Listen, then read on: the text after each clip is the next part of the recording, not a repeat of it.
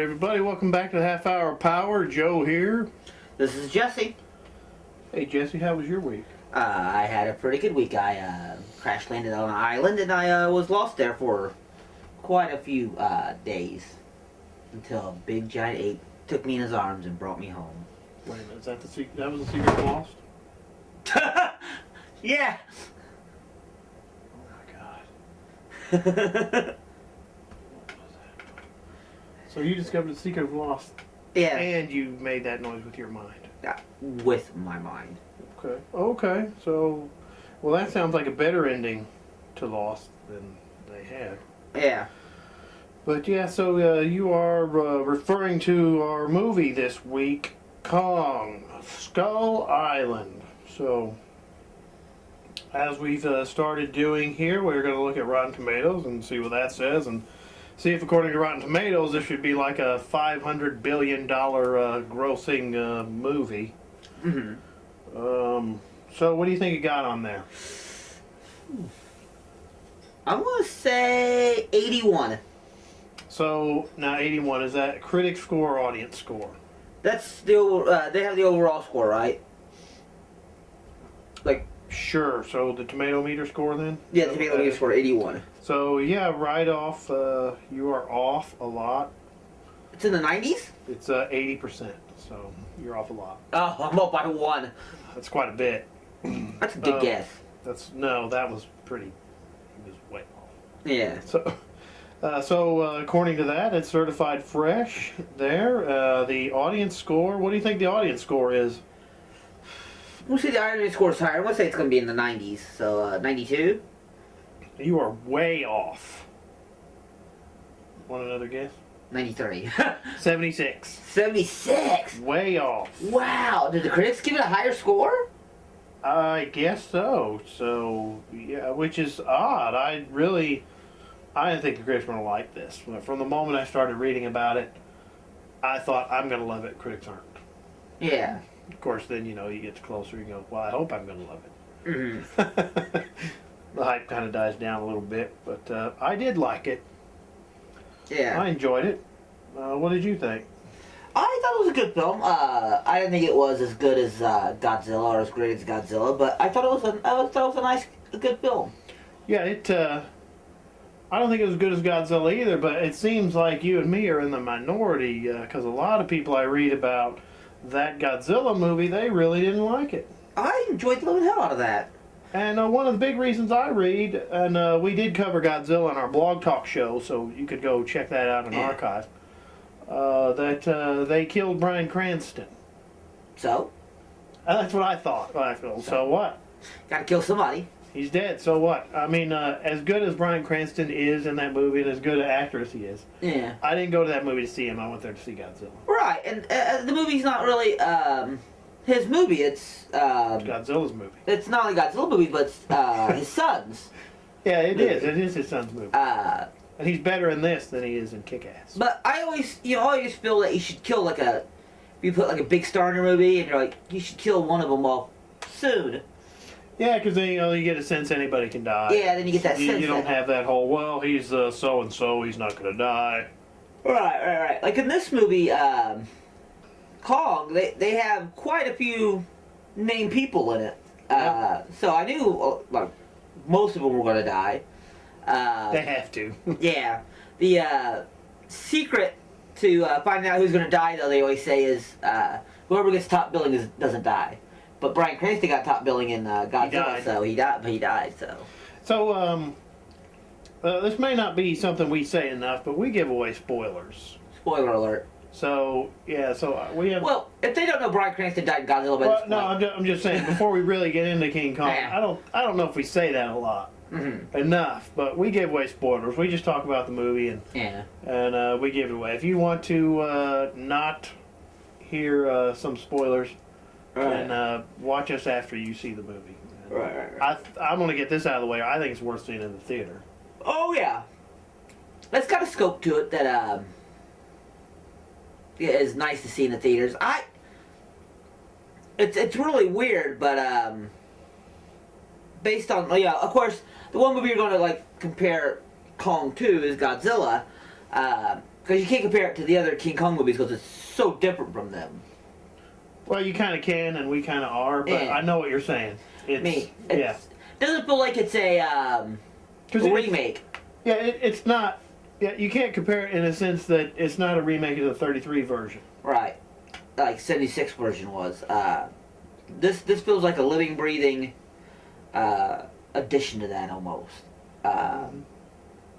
In a way. This feels like the movie that, like before those guys got there, these guys saw it all first, you know. Yeah. But I mean, I think one of the problem, like I said, I think the main problem with it compared to Godzilla is that Godzilla felt like an epic flick. You know, it felt epic and this felt not as big as Godzilla did in a way. Is Kong as tall as Godzilla? I know this is Well, the tallest right, King Kong in an American movie. Right. Weirdly enough, John C. Reilly does say in the movie that he goes, he's big, but he's still getting bigger. He's still growing. Yeah, He's still growing. Yeah. So by the time that him and Godzilla meet up, he'll probably be the right Be a size lot to fight taller. him. So He won't be this tall anymore. no. Which, as tall as he was in that movie, he wouldn't be able to be put in a Radio City Music Hall like he was in the other movies. No. So, but Godzilla felt bigger. It felt more like an epic film than this film did, and I kind of have to probably think that's probably because of the director of the film. This is like his second film, and his first film.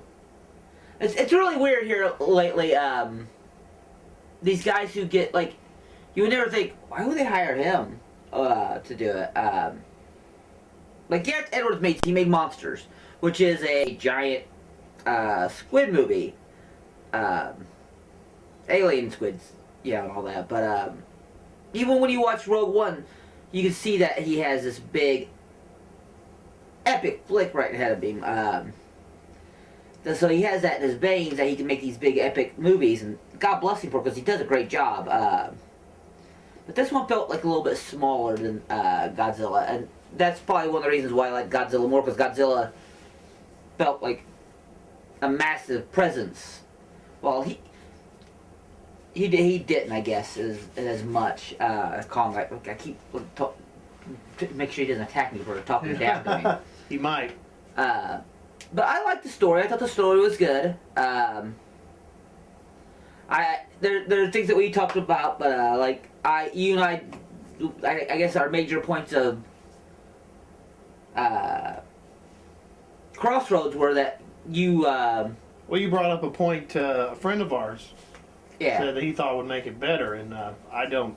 Yeah. I could see him doing it that way, but I don't really think it would make it better. Well, What was it? He thought that John Goodman was going to be the guy who landed on the island in 1940 something or 44, right? 44, because the movie takes place in 1973. It doesn't take place in modern day. And he thought that character is actually John C. Reilly, and he's stuck on the island. He thought that it should have been John Goodman, and that John Goodman led them back to the island to prove that Kong existed because no one believed him. Which I thought, that doesn't sound bad. That sounds, it kind of cuts out John C. Reilly entirely out of the movie.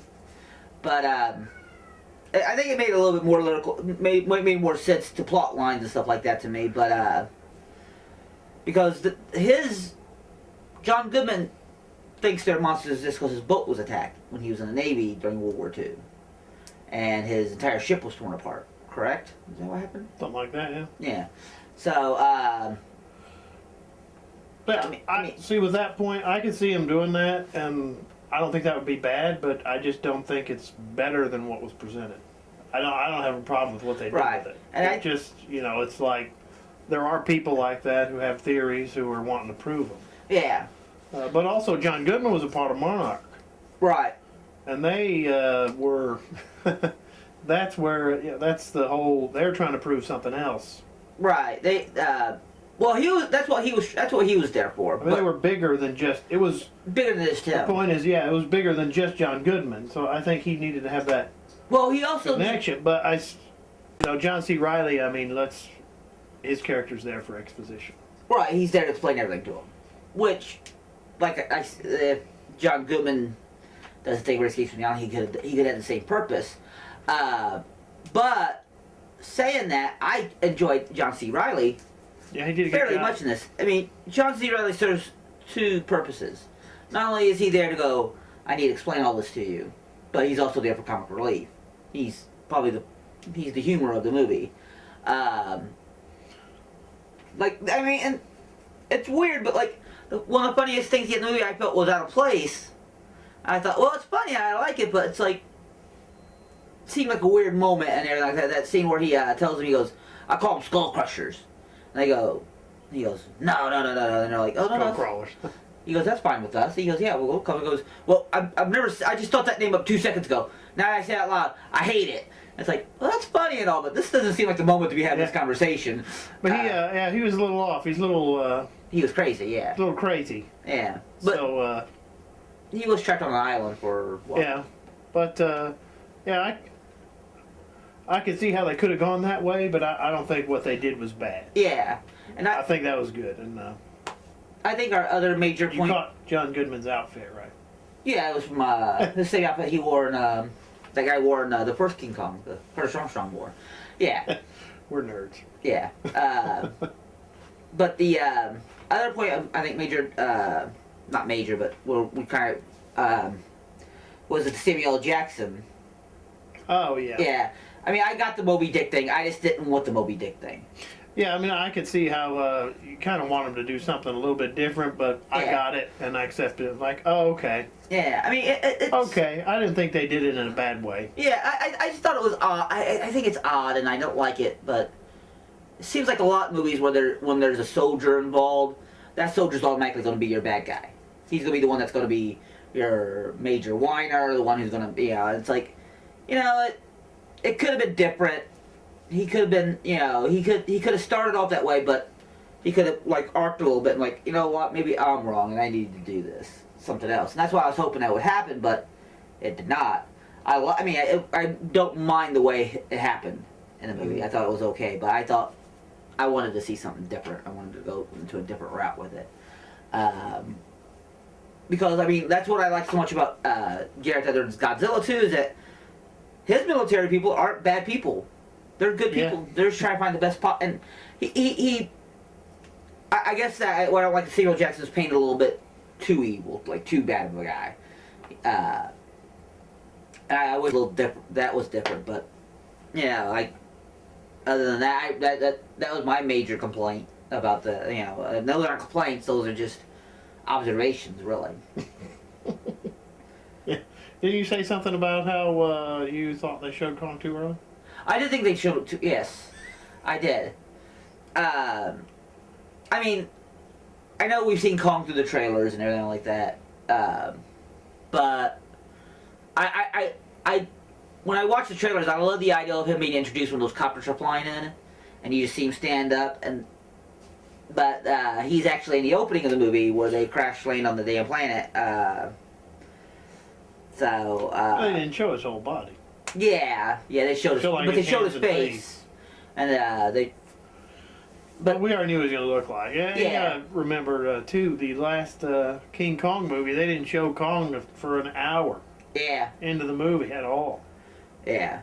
Well, that was another thing about, and I know I keep going back to Godzilla, but like Godzilla, that's one of the things I really liked. Is like, you think he's going to be introduced at that power plant. Yeah. But it's Temudo instead. Yeah. And that's beautiful. I was like, oh, that's pretty damn awesome,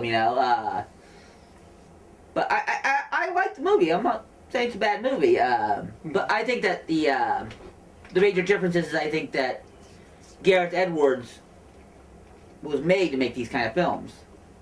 Well, the Jordan Vogt-Roberts, I mean, he's done Single Dads and The King of Summer are the two movies he's done. And a movie called Successful Alcoholics. Oh, wow. So Kong seems like a big departure. Big departure for him, yeah. But I mean, he did an all right job with it. Yeah, I thought the monster fights in it were cool. Yeah. I would have liked to have seen some dinosaurs in it.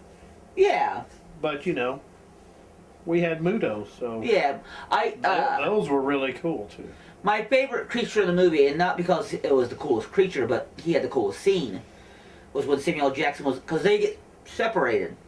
So Tom Hiddleston has this group and Samuel Jackson has this group. And they're going through the jungle, and that spider put through that guy's mouth. That was fantastic. The spider was awesome. Yeah, and then they start cutting the legs off, and so the spider falls over, and they shoot it up. That was a really good scene. That was a great scene. I love that scene. That was one of my favorite scenes of the movie. Shea Whigham, the pilot, the older pilot, also has a great scene where he's like, and I guess the only thing I wish that would happen before that scene was there a little bit of explanation where he's like, well, I'm tired of this. But he just all of a sudden decides, you know what, go on ahead, I'm ready to go. So he pulls his grenade, he puts it next to his bombs, and Mudo walks up. And you think the Moodle's going to eat him, but the Moodle hits him with the tail and simply flying, he blows up. So all those bombs did nothing. Nothing, yes. I thought that was a good scene. I thought that was. I thought the fight scene at the end was a cool scene. I thought he could have I thought it could have been a cooler kill. Yeah. It could have been a cooler kill, but again, those are minor complaints. I mean, I think everybody in the movie was top notch acting wise. Can't think of one person whose performance I didn't enjoy. I mean, other than and the end credit scene, there is an end credit scene. Oh yeah, we'll go to that. We'll go to the whole Yeah. expanded universe again. They keep calling this expanded universe. Right. They've done this before with. I mean, there's been a King Kong versus Godzilla movie. Right. They just put him in the movie, and it worked, and it was fine. And I'm not saying this is a bad way they're doing it. Mm-hmm. I'm just tired of expanded universe buzzwords. Yeah. But this end credit scene. So I saw the movie at the drive-in, and it was awesome at the drive-in. So I just sat there and waited, because if I'd seen it in the theater, I don't know that I would have waited. I would have probably just got up and left, because I'm tired of end credit scenes too. Well, I went to the drive-in, so when I watched this, and after I saw this one, it's got Godzilla's roar at the end, because that's what the movie is. It's setting up the next King Kong versus Godzilla. So that is the best end credit scene I've ever seen. It's the best one there ever has been. Yeah. And it's the best one that there will ever be. So. And at the drive-in, it's a lot easier too, because you're picking everything back up, putting it in the car, and waiting for everybody to clear out. Yeah, there's part of that too. So. Yeah. And you're waiting for the next movie too. Yeah. So to me, there hasn't been an end credit scene that's been better ever, and there never will be. But I love Godzilla. We love Godzilla. So. Yeah. Godzilla's our preferred. We love King Kong. Yeah. But even because I saw it with our friends Dave and Monica, and Dave was like, so the black guy was part of the conspiracy, the scientist, I can't remember his name, the black scientist, the black geologist. Oh yeah, the guy John Goodman hired because he believed in that was the other thing. It was the Hollow Earth thing, which I think is a fascinating thing to be putting into the movies, because they kind of, Journey to the Center of the Earth, they kind of do some things like that, but it's. All right. This one I thought was nice because it was building off of what Godzilla had about the monsters that lived there for they don't know how long ago, but they thought they owned the Earth first, and then we came back, and the whole Godzilla was balance. Right. And then this one, King Kong, he was balance for the island. Right. Because he killed there were a whole bunch of apes on the island before. Right. His family. The big one killed them all. The Skull Crusher. Went into, what was it, hibernating or something? Yeah, it went underground. I thought that was cool too, because when they come to the island, they're looking to prove their Hollow Earth theory also. Because if they can prove that, they figure they can prove that there were monsters there, and that will help John Goodman and then all the monarchs, what they're doing. So they bomb the island. Right. And piss off King Kong. Right. And wake up a bunch of the Mudos. Mm-hmm. And eventually wake up the big one. Right. Which I thought was actually going to be bigger, but it was pretty big. Yeah, it was about the same size as Kong. If it was bigger than Kong, it wouldn't be believable that he beat it. Right, and I also like the because John C. Reilly points it out in the movie that he says he's good with taking care of the little ones, but the big ones, you know, he might not. You know, the big one is a challenge. You know, and I mean, it's not like the Skull Crushers are the only big creatures on the island. There's that giant spider. Yeah, and then there was a water buffalo or something like that. Yeah, that was a really cool scene. Yeah, it was a cool scene, and they had those little flying things that looked like pterodactyls with feathers. Yeah.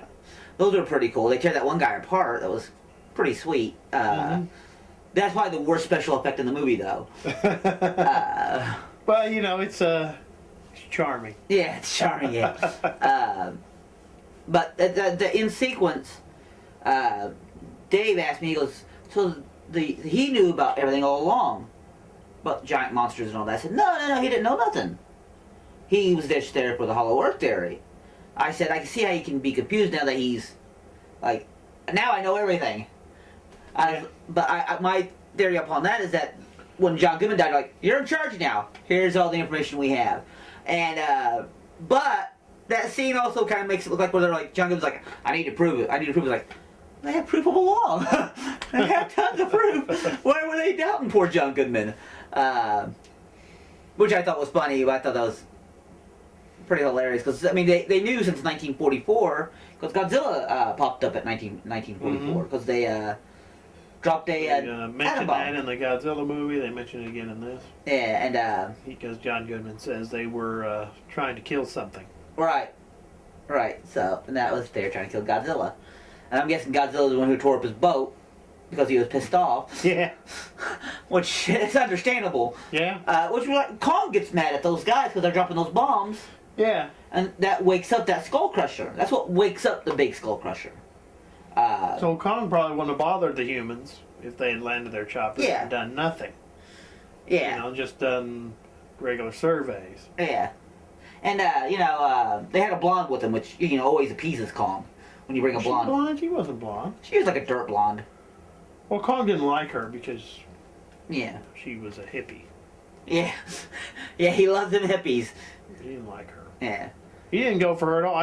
I kind of thought maybe they might do that a little bit, but he's so big in this movie that when she's in his hand, she's like that. Yeah. she's in his hand and he's still able to fight the Skull Crusher. Yeah, he's whereas in the other Kong movies, her head is here and her legs are here. Right. But he's so big, it's like you can't even really see her. Of course, this movie, I can't say this for sure, but it seems that it didn't. Like the original Kong is, not claymation, but stop motion animation. The 1976 used a lot of animatronics, and it used a lot of green screen, which is fine. Of course, in the Japanese King Kong, there was a guy in a suit, which, was also beautiful in its The way. 76 was a guy in a suit for some of it, but then they used a lot of animatronics with the big hands and stuff like that. And that was done by an Italian special effects artist who was... they didn't want to hire him. They wanted to hire Mario Bava, who was a fantastic filmmaker. Check him out. And he said that he didn't want to do it, but that guy should. That's how he got the job, because of Mario Bava. So God bless Mario Bava for that. But this one, he's totally, I think, CGI. I don't think they use any. Well, like he was in the Peter Jackson one. Yeah, Peter Jackson, he was CGI. So, but he was motion captured in that one, and he's motion captured in this one also. Right. Because the guy who has been trained by Andy Serkis did Kong, where I guess Andy Serkis was busy. I guess, or maybe he didn't want to do it again. But I mean, this is a different Kong than that Kong. That one was. They were going for more of a realistic ape. Right. Whereas this one, and I've read that they based the design of this Kong on the 33 Kong and the Japanese Kong. Yeah, the kaiju, yeah. Which you can see it, because he kind of doesn't walk like a ape. Yeah, he walks upright. He walks totally upright, which was cool. Yeah. It didn't bother me. Yeah, no, not at all. Made sense. I mean, he's that big. His spine would be a little stronger, I think, to hook him up more. But I guess the real question is if I knew more about apes and gorillas, what kind of gorilla, what kind of ape he, was a mutation of, or... But Kong isn't supposed to be like the other apes. He's supposed to be Kong. Kong, you know. Yep. But he has a lot of fight scenes, which are good. The squid scene was nice. Yeah, that was cool. I liked that they killed most everybody. They didn't kill everybody. There was like 6 people who lived, but then they brought a whole army full of people. Yeah, they brought a lot of people. They brought some scientists. Yeah. An army. Tom Hiddleston was a SAS. he was a tracker. I mean, he was basically a mercenary. Yeah, his Ex-SAS. his specialty was unexplored territory. Yeah. So that's why they needed him. So that was cool. So I thought the island was pretty cool. It was mysterious. You know, Right. like Skull Island is supposed to be. In this one, it's in a perpetual storm. That's why they can't get to it. So nobody can get to it, nobody can get off of it. I like the fact they said it in 1973 too, so that way they don't have to bring Tom Hiddleston back and Brie Larson back for the Godzilla movie. So they can be dead in the next Godzilla movie. Yeah, because they'll be that old, and all that.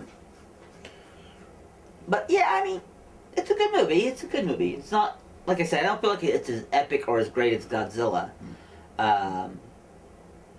But who would be? Godzilla's he's the king of monsters. That's tough. Yeah.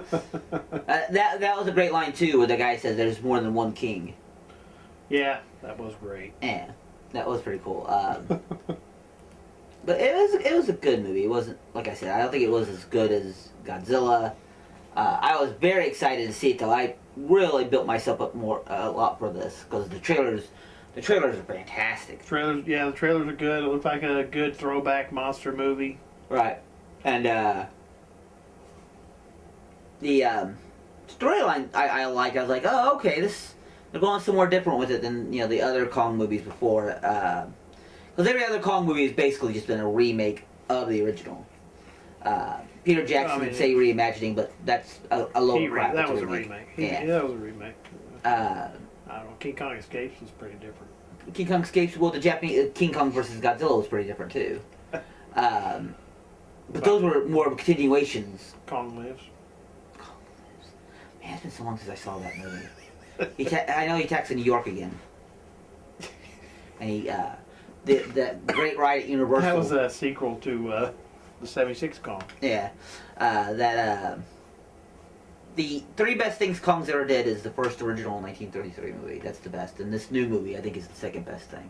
The 3rd best thing is the ride at Universal where you get to... Kong grabs your... That was cool. But yeah, I mean, the 76 movie is pretty crappy. It is crappy. It's pretty crap. King Kong Lives is pretty crap too. Yeah. And King Kong versus Godzilla, if Godzilla wasn't in it, I probably wouldn't have enjoyed it either. But I don't know. Yeah, it looks like we're running out of time here. That's good. Yeah. So I definitely recommend checking it out. Yeah. Especially if you're a fan.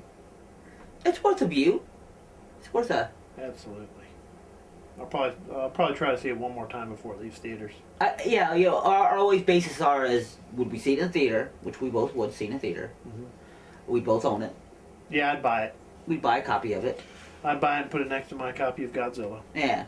So, I mean, those are our 2 main criteria. If we had to see it in a theater, and after we watch it in theater, we would buy it. I mean, I guess the other criteria that we would have is, would you go see it again in a theater? Yeah, I'd see it again. So, it meets all 3 of our criteria. Yeah, it was really fun. I mean, it's not like Interview with the Vampire where you saw it 6 times in a theater, but... That was really good, though. Yeah, so, but, it's... So, yeah, I think we have a visitor, another guest here. He's, pretty excited. We're gonna fight. Yeah. It's gonna happen. We're finally gonna get a new one.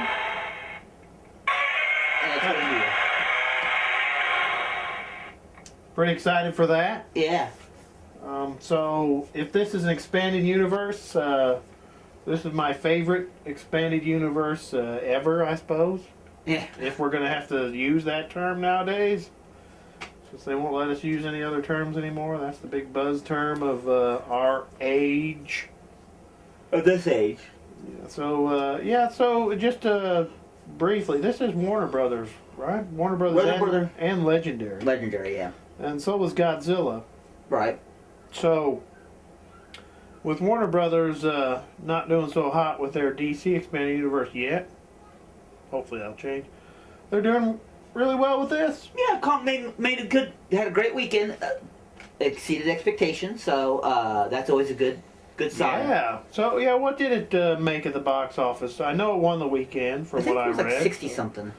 What was that? 61 or 62 million. I think it was like 61.5. I'm gonna say 61.5. Just 61.1. Ah. Okay, yeah, beat out Logan. Okay. Yeah. Which you haven't seen Logan yet, and when you do, we'll do a Logan. And when you see Split, we should do a Split. Yeah, and I haven't seen Split. Yeah, we're a little bit behind.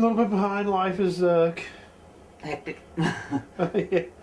yeah, stopping us up just a little bit. But all right, so yeah, so go see Kong, Skull Island, and we'll see you next time. And